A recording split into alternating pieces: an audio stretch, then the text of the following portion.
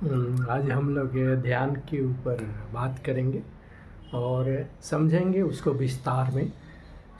ध्यान पर चर्चा करने से पहले हम वेदा को समझेंगे, क्योंकि वेदाओं में ही हमारे सारे ऋषियों के अनुभव को संकलन किया गया और ये जो ध्यान आया वो ऋषि परंपरा से आया। पहले हम वेदों को समझ लें। कम से कम हमारे पास उतना समय नहीं है तो पूरी वेदा नहीं बट वेदा के महावाक्य को तो समझें। और दुख की बात ये है कि हम वेदों के कर्म कांड तक ही सीमित रह गए, हम ज्ञान कांड तक गए ही नहीं। तो इसीलिए हम ज्ञान के चर्चा से बचते हैं और कर्म कांड में अपने को उलझाए रखते हैं। ये ध्यान जो आई ये ऋषि परंपरा से आई, परंपरागत। पतंजलि योग दर्शन में भी इसका दर्शन आया है कि अतः योगानुशासनम, ये जो ध्यान है ये परंपरागत आई है। पहले राज ऋषियों ने जाना, इसके बाद सब परंपरागत ही हम लोग के यहाँ तक आए। तो वेद के पहला महावाक्य को हम लेंगे तो उसको पहला महावाक्य जो आया प्रज्ञानम ब्रह्म, ये ऋग्वेद से आया और ऋग्वेद के अत्रय उपनिषद से लिया गया कि प्रज्ञानम ब्रह्म। प्रज्ञा मतलब विशिष्ट ज्ञान। तो ये प्रज्ञा, विजडम, ये आएगा कहाँ से प्रज्ञा? प्रज्ञा हमको कैसे मिलेगा? तो जब तक हम अपने ज्ञान को ध्यान के साथ नहीं जोड़ेंगे तो प्रज्ञा तो आएगी नहीं। तो इसलिए हमको ध्यान तो बहुत ज़रूरी है। तो इसको लक्षणा वाक्य भी बोला गया या उपाधि वाला वाक्य भी बोला गया। जो सबसे पुराना हमारा वेद जो ऋग्वेद आया, उसको हम आगे के वाक्यों को देखेंगे, महावाक्यों को, वेदों को। तो दूसरा महावाक्य जो आया वो कि तत्वम असि, तत्वम असि, आप भी वही हो। ये जो आया सामवेद के छांदोग्य उपनिषद से और इसको उपदेश वाक्य बोला गया। इसका महावाक्य का मेन उद्देश्य था कि सब वही है। तो जो आप अगर ब्रह्म है तो सामने वाला भी वही ब्रह्म है। एक तो सामने वाला भी वही है तो आप में अहंकार को नहीं लाएगा, आप अहंकार नहीं करेंगे, क्योंकि जो आप सामने वाला भी है। और दूसरे को भी आदर के भाव देना, सम्मान देना, क्योंकि आप भी हो, सामने वाला भी आपसे रत्ती भर भी कम नहीं है। और यहाँ सब ब्रह्म ही है, कण कण में ब्रह्म है, तो कोई भी किसी से कम नहीं है। तो इसको उपदेश वाक्य बोला गया कि आप भी वही हो।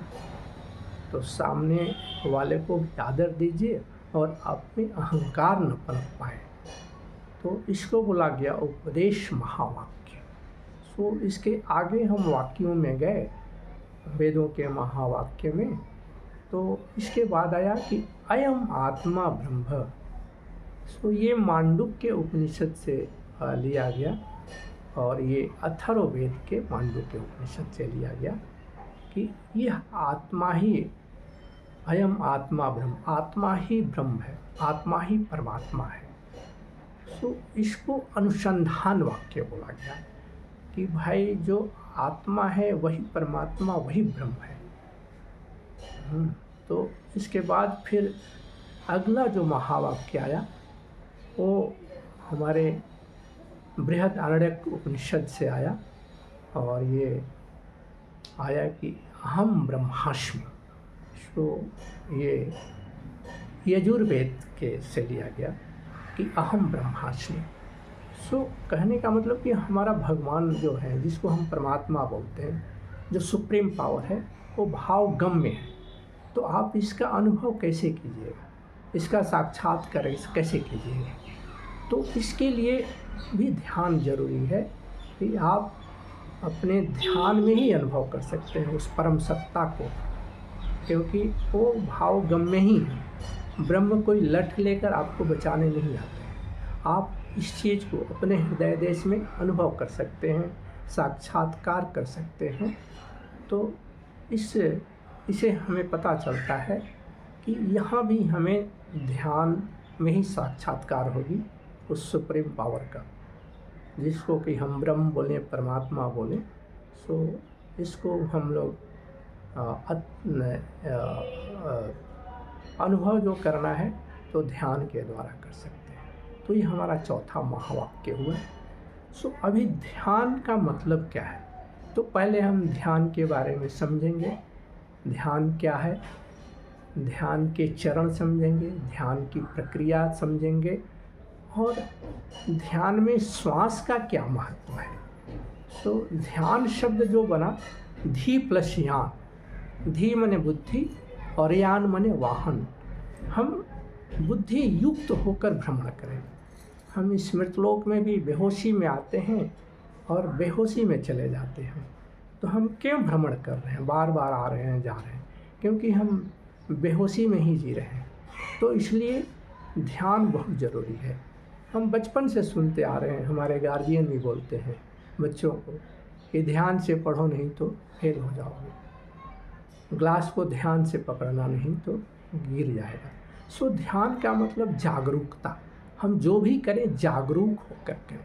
सो इसको हम ध्यान बोलें कि मतलब सहज है, बहुत सरल है, लेकिन हम उससे डिस्कनेक्ट हो गए।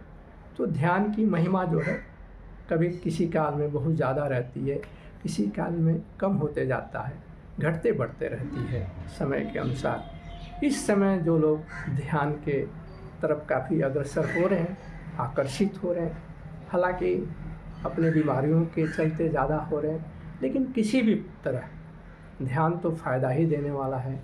आजकल हमारे घरों में भी क्या होती है, जब भी बोलो तो उनको बीपी हो गया, शुगर हो गया, ये हो गया, घर में चर्चा केवल बीमारियों की होती है।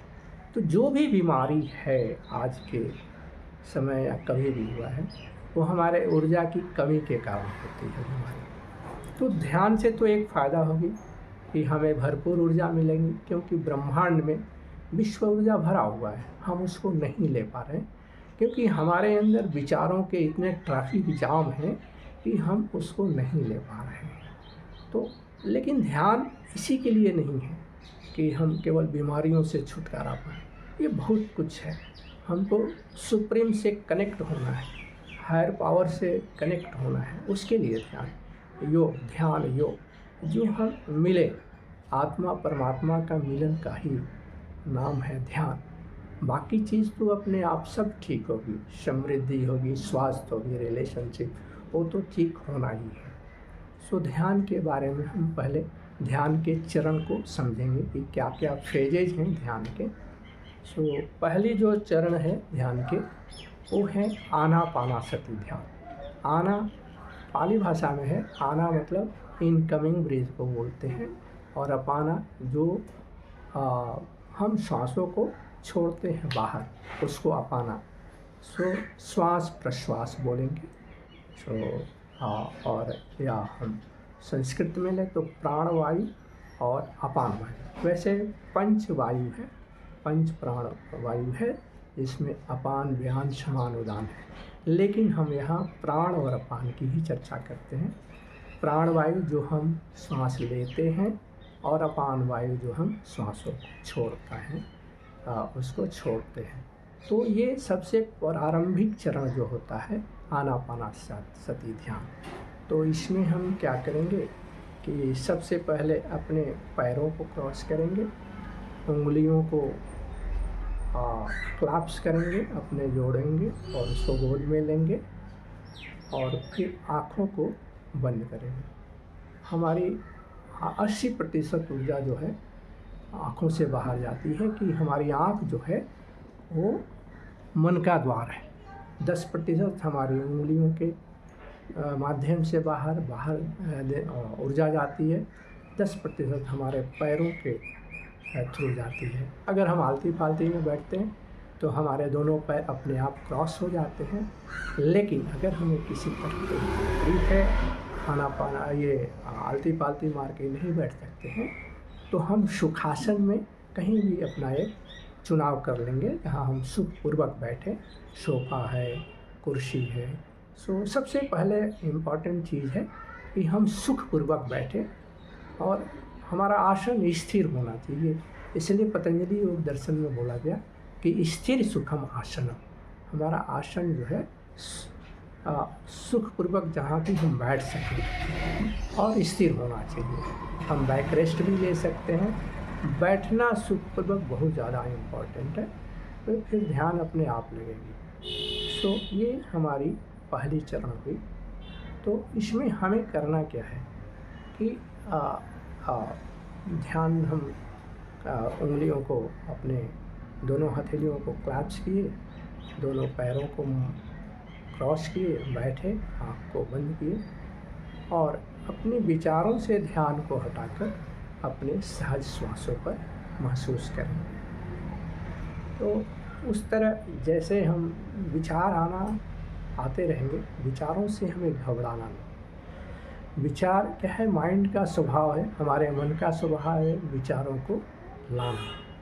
तो विचार आ रहे हैं, तो हम विचारों का न विरोध करेंगे न विचारों से बात करेंगे। सबसे समस्या क्या होती है? हम विचारों को विरोध करके विचारों को प्रबल करते हैं। सो ये हमें नहीं करना है। विचार आएंगे, विचार जाएंगे, बादल के तरह। आकाश में बादल आते हैं तो आकाश तो पकड़ती नहीं, जो बादल आए बादल निकल गए। उसी तरह हमें विचारों का न विरोध करना है न विचारों से बात करनी है, और वहाँ से अपने श्वासों को हटाकर अपने सहज श्वासों को महसूस करेंगे।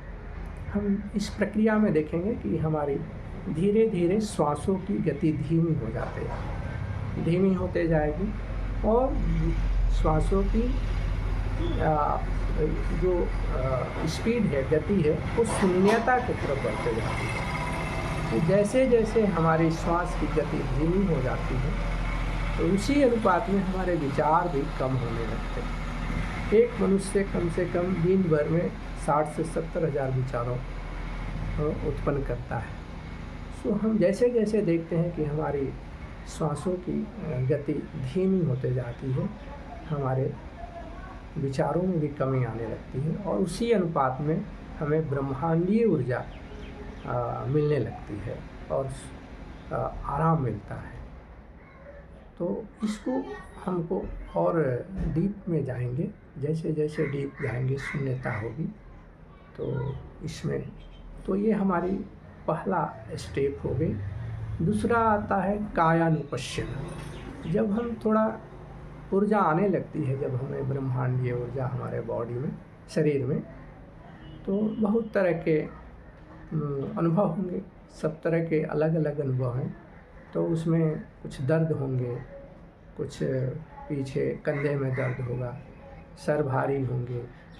तो ये सब जो है कायानुपश्यना, नाड़ी शोधन की प्रक्रिया होती है कि जो हमारे शरीर में जहाँ जहाँ ऊर्जा की कमी है वहाँ वहाँ ब्रह्मांडीय ऊर्जा वहाँ जाती है।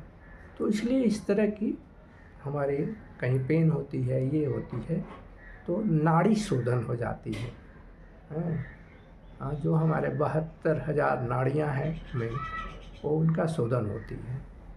इसके बाद तीसरा चरण ध्यान का जो आता है वो विपश्यना। विपश्यना होता है कि जब हम इस प्रक्रिया से गुजरते हैं कायानुपश्यना से, तो हमारे काफ़ी आराम मिलता है। इसके बाद हम विपश्यना माने विशिष्ट, पश्यना माने देखना। हम सूक्ष्म शरीर से बाहर भी निकल के बहुत चीज़ देख पाते हैं कि हम अपने शरीर से अलग, हमारी आत्मा बाहर भी जाके भ्रमण कर सकती है, सूक्ष्म शरीर हमारा। तो उसको विपश्यना कहते हैं।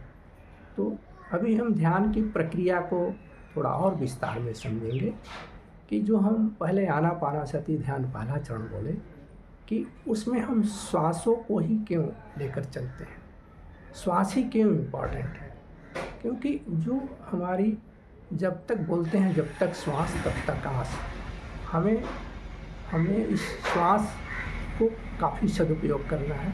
जब हम पहली बार दुनिया में आते हैं तो अपनी पहली श्वास के साथ आते हैं, और जब विदा लेते हैं तो हम अपनी अंतिम श्वास को से गुजरते हैं। सो पहली श्वास से लेकर अंतिम श्वास तक ही हमारे जीवन की कड़ी है, और इसी समय में हमें अपने आत्मा का विस्तार करना है। तो हर क्षण को हमें महत्व देना है। हमारे श्वासों की हर क्षण इम्पॉर्टेंट है, एक एक श्वास की महिमा है, इसीलिए हम श्वासों के साथ जुड़े रहते हैं। श्वास ही हमारे शरीर को और आत्मा को जोड़ कर रखती है, एक सेतु का काम करती है। सो ये इसीलिए हमको श्वासों से जोड़ना है। बहुत सारे जो नए साधक आते हैं तो ध्यान में बोलते हैं कि सब ध्यान में आने पर विचार और बढ़ जाते हैं। तो क्यों बढ़ते हैं, इस पर हम लोग समझेंगे। क्योंकि जो नई साधक आते हैं, नए साधक, वो विरोध करते हैं, और क्योंकि जिस चीज़ का आप विरोध कीजिएगा और ज़्यादा प्रबल होता है। तो ध्यान में हमें विचारों को विरोध नहीं करना है, न बात करना है, क्योंकि उसका काम है विचार आना, और हमें सकारात्मक सोच रखनी है कि विचार आ नहीं रहे, हमारे संचित विचार खाली हो रहे हैं, जो हमारे संग्रहित विचार हैं वो रिलीज हो रहे हैं। तो हमें दुखी नहीं होना चाहिए, हमें उसको स्वीकार करना चाहिए कि हमारे नए नहीं आ रहे हैं, जो हमारे अंदर विचार है वही बाहर जा रहे हैं। और हम ये भी देखे होंगे, गाय दोहन के समय हम लोग कभी अनुभव किए होंगे कि गाय का बछड़ा जब हम छोड़ते हैं दोहन से पहले, तो बछड़ा बहुत चौकड़ी लगाता है, इसके बाद थन पर आता है, खूब दौड़ लेगा, थक जाएगा तो थन पर आता है। यही चीज़ हमारे मन के साथ भी होती है। हमारा मन जब थक जाएगा तो अपने आप शांत हो जाएगा, हमें विरोध करने की ज़रूरत नहीं है। और शुरू में ज़्यादा विचार आना भी सही है, क्योंकि आप विचारों को समाप्त करना चाहते हैं। तो जिस चीज़ को आप समाप्त करेंगे तो वो भी काफ़ी जोर लगाएगा कि भाई हमारे अस्तित्व को कोई समाप्त कर रहा है। तो हमें न विचारों को विरोध करना है, न उनसे बात करनी है। और माइंड एक ऐसी फैक्ट्री है जो 24 आवर्स चलते रहती है, और वो फैक्ट्री जो है विचार रूपी प्रोडक्ट प्रोड्यूस करता है, और उन विचारों का एंड यूजर हम ही लोग हैं। तो हम उस वस्तु को, विचार रूपी वस्तु को लेना बंद कर दें तो अपने आप फैक्ट्री बंद हो जाएगी। तो हमें किस चीज़ की चिंता है, विचार आने दीजिए, न अच्छे विचार हों बुरे विचार हों, जब हमको उसको लेना ही नहीं है तो फिर आए, वो बेसिकली वो रिलीज हो रहे हैं। हम वहाँ से अपनी श्वासों को, अपने विचारों से ध्यान को हटाकर अपनी श्वासों के साथ रहेंगे, क्योंकि श्वास ही हमारा सब कुछ है। हमें साक्षी भाव में अपने श्वासों को महसूस करना है, आती हुई श्वास, जाती हुई श्वास।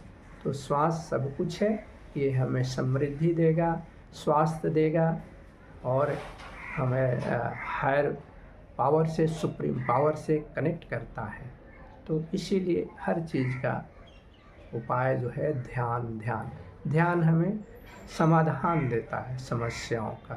तो इसलिए ध्यान की महिमा भी हमारे ये ऋषि परंपरा को हमें अपनाना चाहिए ध्यान के बारे में। समय को देखते हुए मैं अपने वाणी को विराम दूंगा। धन्यवाद।